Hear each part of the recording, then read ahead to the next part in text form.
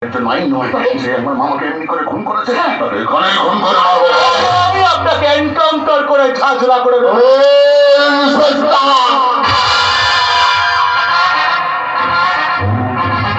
আমি একবিংশ শতাব্দীর এক সবাইকে ফিনিশ করার আগে পুলিশ ইন্সপেক্টর অমলান চৌধুরী কি জিনিস সেটা আমি আপনাকে হাড়ে হাড়ে বুঝিয়ে দেবো। কারণ উনি এখন আইনের হাতে বন্দী, আর আইন হাতে তুলে নিয়ে ওনাকে পথ থেকে সরিয়ে আপনি এইটা প্রমাণ করতে চাইছেন যে বিজন বর্মনের খুনে আপনার হাত আছে। আর তখন আমি আপনাকে হ্যান্ডকাফ পরিয়ে টানতে টানতে থানায় নিয়ে যাব। কারণ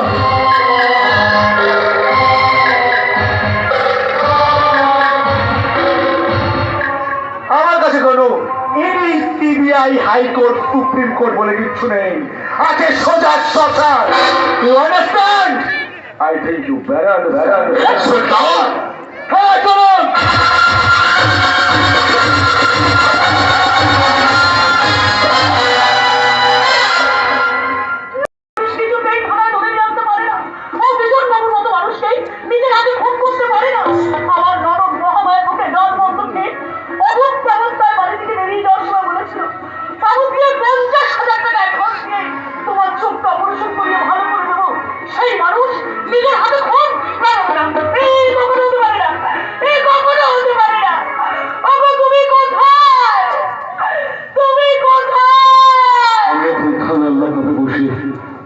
নিজের দুর্ভাগ্যের কথা চিন্তা করছি। আমার মনের ক্যানভাসে ভেসে উঠেছে বন্দিতার সেই যন্ত্রণা ক্লিষ্ট মুখ করা।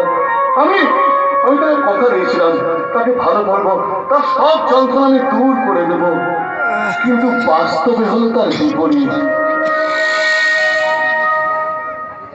সংসারে আজ সবার মুখে হাসি ফোটা দেখলে আজ আমার জীবনে নেমে এলো কান্না, কান্না, শুধুই কান্না।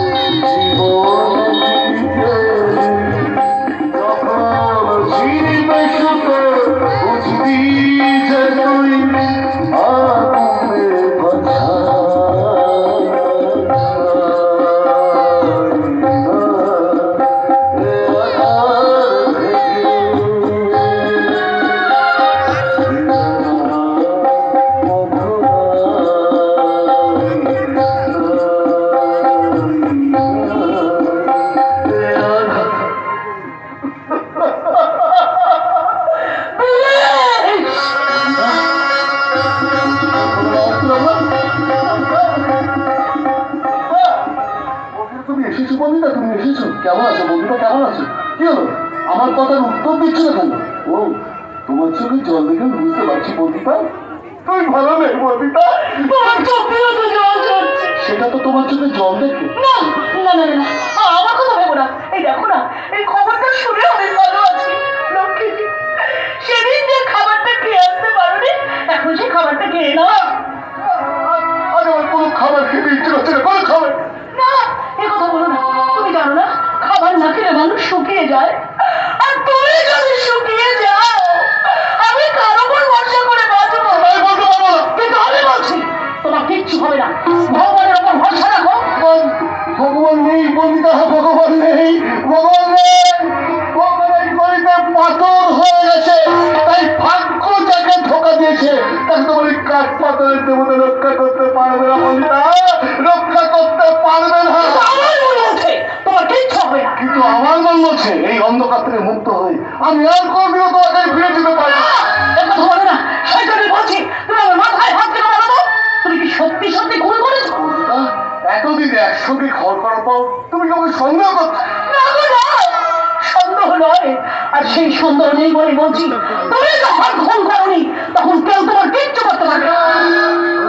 আমি বুঝতে পারছি, কিন্তু কেন জানি না একটা একটু অজানা আতঙ্ক না আমাকে আমাকে ভয় পাই দিচ্ছে।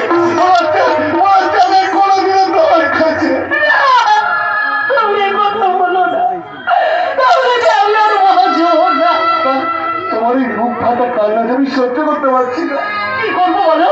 তুমি বাড়ি থেকে বেরিয়ে আসার পর আমার বাঁচা মরা দুটোই সমান হয়ে গেছে। তোমার মনের অত্যাচারের মাত্রা বেড়ে গেছে। তারপর আমার আমার এই পোড়া চোখগুলোতে দৃষ্টিও কমে আসছে। তবু আমার দৃঢ় বিশ্বাস তুমি একদিন আমার কাছে ফিরবেই। তোমার মনে চাঁদালা যে শব্দটা আমি বুঝতে পারছি, সেটা তোমার কাছে ওই চাঁদালা হলেও আমার কাছে যে সেটা হলো অন্ধকার। কিন্তু তখন উকিলের কাছে গেছিল, উকিল বলেছে তোমার কিচ্ছু হবে না। বন্দিতা বন্দিতা, ওরকম অনেক আশার কথা বলা হয়, কিন্তু আসল কথাটা কি হলো জানো? এখান থেকে মুক্তি পাওয়ার যে শেষ আশাটা ছিল না, সেটাই পুলিশ অফিসার ট্রান্সফারের অর্ডার দিয়ে একেবারে শেষ করে দিল। পুলিশ পুলিশ পুলিশ পুলিশ এখন পুলিশ অফিসারের লোক। তুমি জানো, তুমি বাড়ি থেকে বেরিয়ে আসার পর বিন্দু ঠাকুরকে ধরবার জন্য ওই পুলিশটা আমাদের বাড়ি অব্দি গেছিল। আজ ওই পুলিশ অফিসারের জন্য আমার এই অবস্থা। একদিনের সভ্য সমাজের করাপশন শেষ করতে গিয়ে আমাদের আমাদের সাজাবার সংসারটাকে ভেঙে দিলে শেষ করে দিল। No, madam, no. The time is over. ওই চলে তো যান। হচ্ছে দিয়ে দিয়ে ঠাস করে দাঁড়ান অফিসার!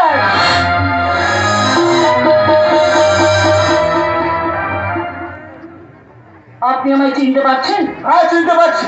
তবে আপনি কি আমায় কিছু বলবেন? আমি আমি শুধু আপনাকে একটা কথাই বলবো, এই অভাগীকে এত বড় সাজাটা আপনি কেন দিলেন? ওটা সাজা নয়, ওটা আমার কর্তব্য ছিল। সেই কর্তব্যের মধ্যে ওই ভগবানের মতো মানুষটাকে বাঁচানো আপনার উচিত ছিল, কিন্তু আপনি সামান্য ঢিলের বদলে পাথর মেরে আমার সাধারণ সংসারটা ভেঙে দিলেন কেন? বলুন, কি অন্যায় করেছি আমি? কি অন্যায় করেছে আমার স্বামী? কেন আমার সাধারণ সংসারটা ভেঙে তছনছ করে দিলেন? জবাব দিন, জবাব দিন!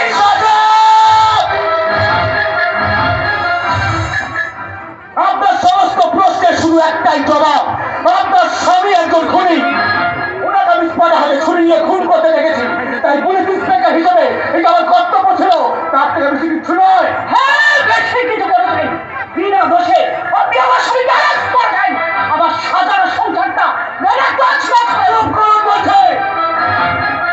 নিজেকে সংযত করুন, ভুলে যাবেন না এটা থানা আপনার বাড়ি নয়।